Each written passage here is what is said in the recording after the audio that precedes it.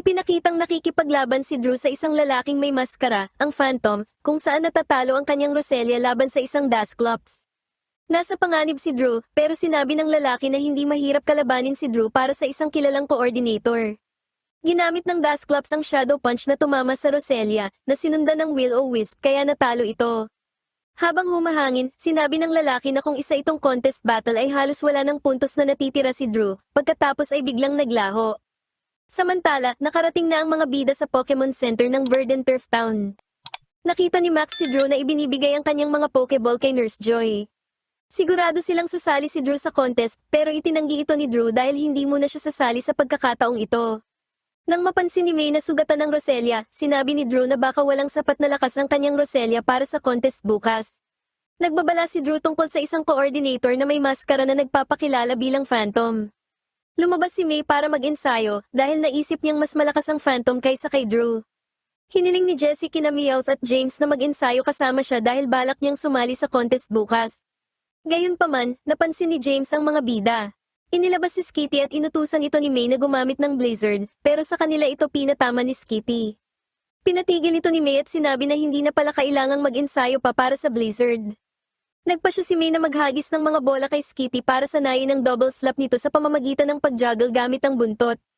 Naalala ni Max na para manalo sa contest, kailangang alam ng coordinator kung paano gamitin ang mga atake, tulad ng payo ni Dr. Abby. Nagtagumpay si Skitty sa pag-juggle ng 3 bola. Magdadagdag pa sana si May ng 2 bola pero nahulog ni Skitty ang 3 bolang ginajuggle nito sa lupa. Sinabi ni Jessie na walang kwenta ang ginagawa ni na May at Skitty at ilalampaso lang nila ito ng kanyang Dustox sa contest habang may isang batang lalaki na nakatingin sa kanila mula sa malayo. Sinubukan uli ni Skitty na mag-juggle at nagtagumpay ito sa 5 bola.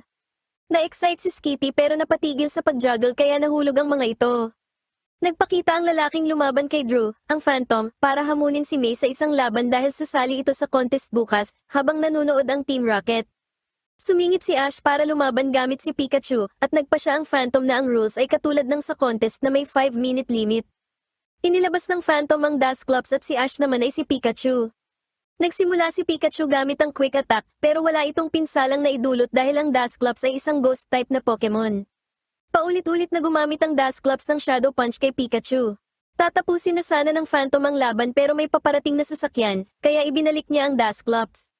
Tinawag ng Phantom na draw ang laban at naglaho kasabay ng ihip ng hangin. Isang babae ang bumaba mula sa sasakyan at hinabol ang Phantom. Tumakbo ang Phantom pero nasugatan ang kanyang kamay sa isang sanga. Gayunpaman, hinabol pa rin siya ng babae pero natisod ito kaya nakatakas ang Phantom.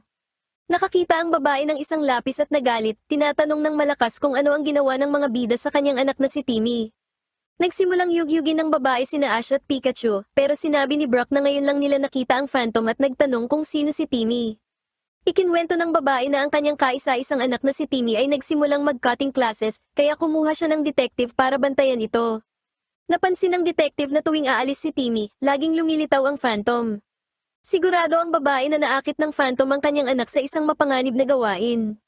Nakita ng babae na ang mga bida ay mga trainer at hiniling sa kanila na hanapin ang Phantom at alamin kung sino ito.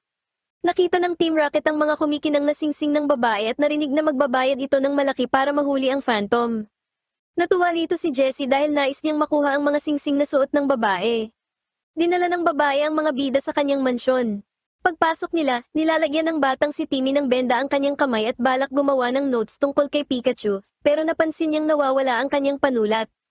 Tinawag si Timmy ng kanyang ina, at nagpakilala sa kanya ang mga bida na kasama nito. Sinabi ni Timmy na nasa kwarto lang siya at nag-aaral. Ipinakita ng kanyang ina ang nawawalang panulat. Nang makilala ni Timmy ang kanyang panulat, nagalit ang kanyang ina dahil nakuha ito sa lugar kung saan dumaan ang Phantom. Sinubukang magpaliwanag ni Timmy, pero napansin ng kanyang ina ang benda sa kanyang kanang braso, kaya tumakbo si Timmy pabalik sa kanyang kwarto.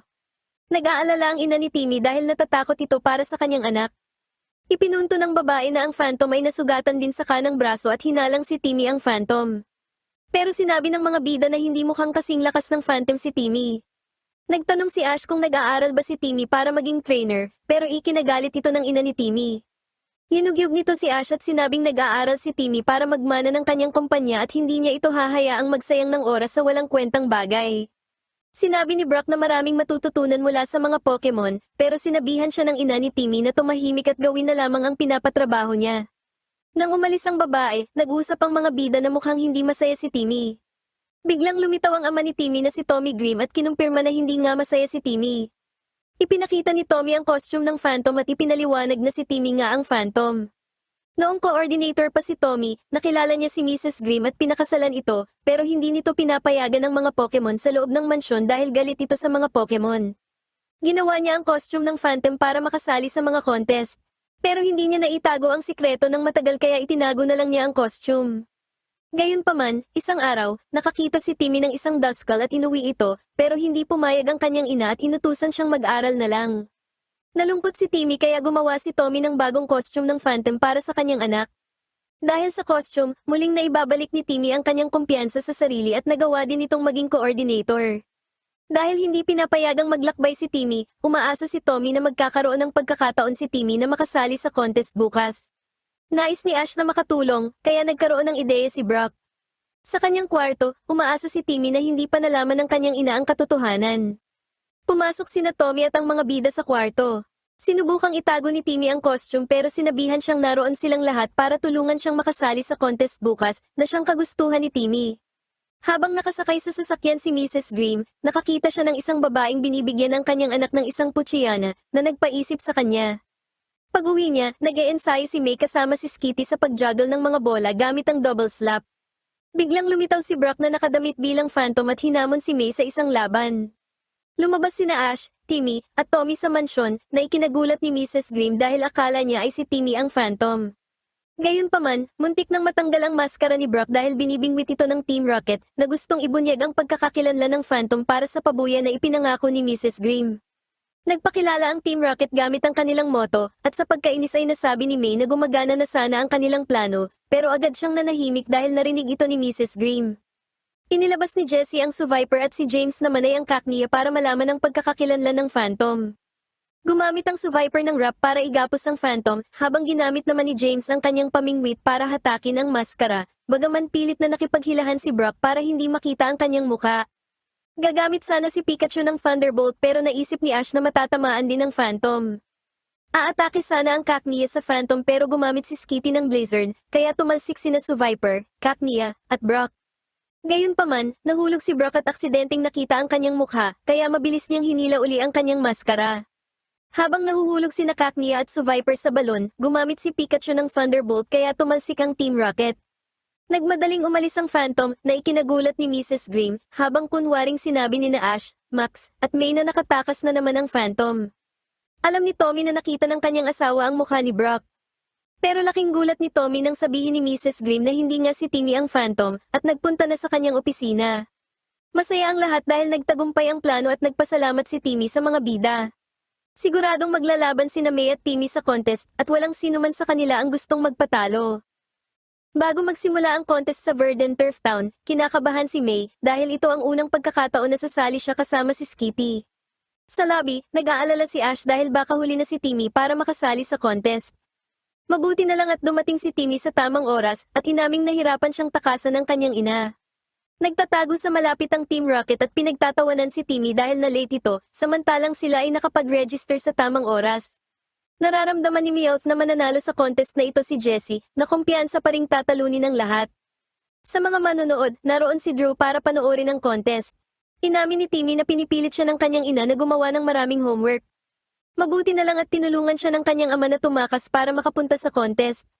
Nais ni Timmy na makabawi sa kanyang ama at sinabi ni Ash na magagawa niya ito sa pamamagitan ng pagbibigay ng lahat ng kanyang makakaya sa contest.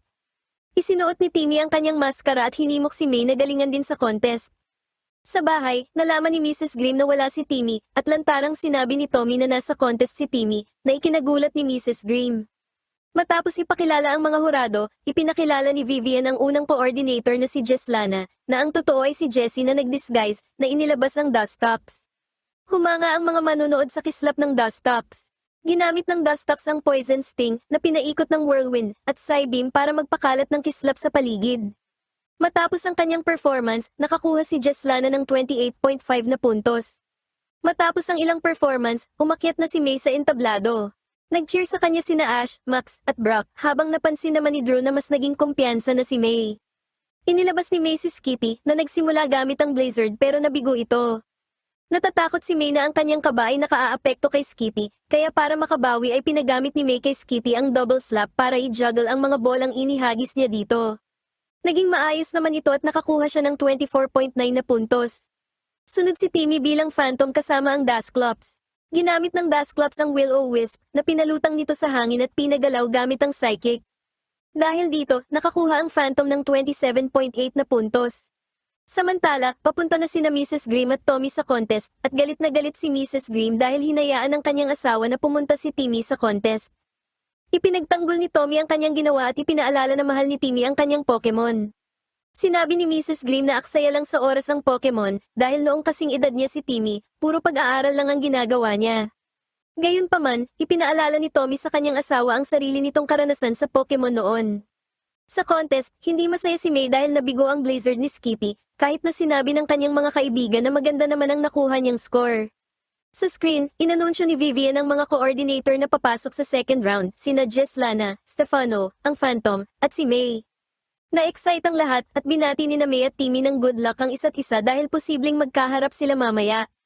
Nagsimula ang second round sa laban ni na May at Stefano. Sa labas ng contest hall, bumaba na ng sasakyan sina Mrs. Grimm at Tommy para manood. Sa contest, nagawang talunin ni Skitty ang water turtle ni Stefano gamit ang double slap. Nagharap naman sina Jessie at Timmy, sakto sa pagdating ng mga magulang ni Timmy, bagaman ngumiti si Tommy sa mga bida. Inilabas ni Timmy ang Dusclops, habang si Jessie naman ay ang Dustox. Nagsimula ang Dustox gamit ang Whirlwind na sinalubong ng Dusclops ng Shadow Punch. Gumanti ang Dustox ng Psybeam na nakapinsala sa Dusclops. Determinadong hindi magpatalo si Timmy, habang tinanong naman ni Tommy ang kanyang asawa kung kailan pa nito nakitang ganito kadeterminado si Timmy. Muling gumamit ng Psybeam ang Dustox, na hinarang naman ng Psychic ng Dusclops kaya nagkaroon ng banggaan. Biglang nagkaroon ng pagsabog dahil sa banggaan na nagbunyag sa disguise ni Jessie. Sa huli, dahil sa mas maraming points na natira, nanalo si Timmy sa round na yon. Nag-cheer si Timmy para sa Dusclops habang nagulat naman si Mrs. Grimm at sinasabi ni Tommy na maganda ang laban na yon. Nagalit si Jessie at sinamahan na ito nina James, Meowth, at Wobbuffet para tulungan na hulihin ang Dusclops. Gayunpaman, pinatalsik ng Thunderbolt ni Pikachu ang Team Rocket palabas ng gusali. Dahil sa pagsabog ng Thunderbolt, natanggal ang maskara ng Phantom costume ni Timmy at napansin na ni Timmy na nandoon ang kanyang mga magulang. Sa gulat ni Timmy, sinubukang humingi ng paumanhin ni Mrs. Grimm at naglakad palayo. Maya-maya, ipinaliwanag ni Tommy na noong kasing edad ni Mrs. Grimm si Timmy, mahilig din ito sa Pokemon. Inaasahan itong magmamana ng negosyo ng kanyang mga magulang, kaya ang mga pambatang bagay tulad ng kanyang Poochyena ay kinuha sa kanya, at pinagbawalan na siyang makipag-ugnayan sa mga Pokemon ng kanyang mga magulang. Ipinaliwanag ni Tommy na iniisip ni Mrs. Grimm na kung hindi papayagan si Timmy na makipaglaro sa anumang Pokemon, hindi nito mararanasan ang kanyang kalungkutan. Sa kasamaang palad ay hindi pa rin kaya ni Mrs. Grimm na makita si Timmy na kasama ang Pokemon nito, kaya hinikayat ni Tommy ang kanyang anak na sulitin na ang pagkakataong ito sa contest, dahil maaaring ito na ang kanyang huling pagkakataon. Nagsimula ang huling round ng contest sa pagtatapat ni na May at Timmy.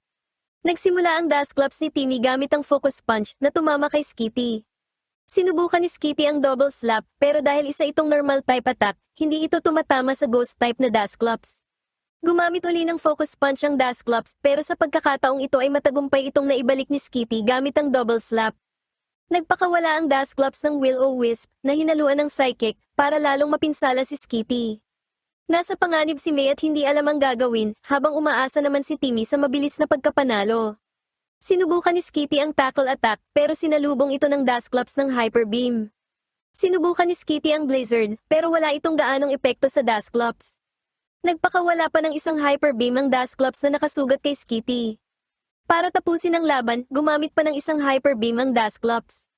Tumangging sumuko si May at pinagamit si Skitty ng assist na naging gust kaya nakontra nito ang Hyper Beam.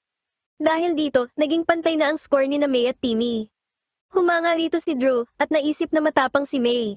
Inatake ng Dusclops si Skitty gamit ang Focus Punch pero sinalubong uli ito ni Skitty ng assist na naging string shot kaya napatigil ang atake.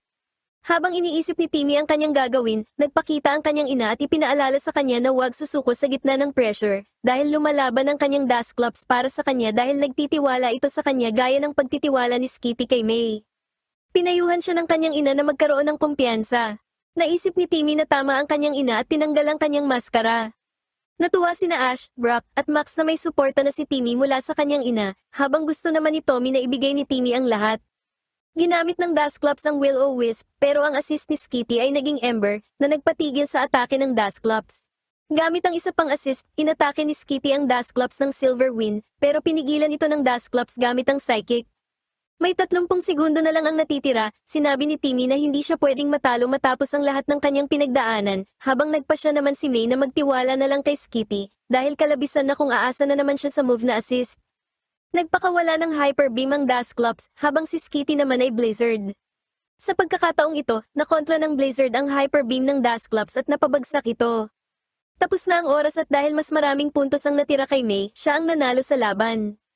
Natuwa sina Ash, Max, at Brock na nanalo si May, habang nagkomento naman si Drew na purong swerte lang ang pagkapanalo ni May. Binati ni Timmy si May, habang binati naman silang dalawa ni Mrs. Grimm. Humingi ng paumanhin si Timmy sa pagtakas, pero sinabi ng kanyang ina na ayos lang dahil naiintindihan niya na.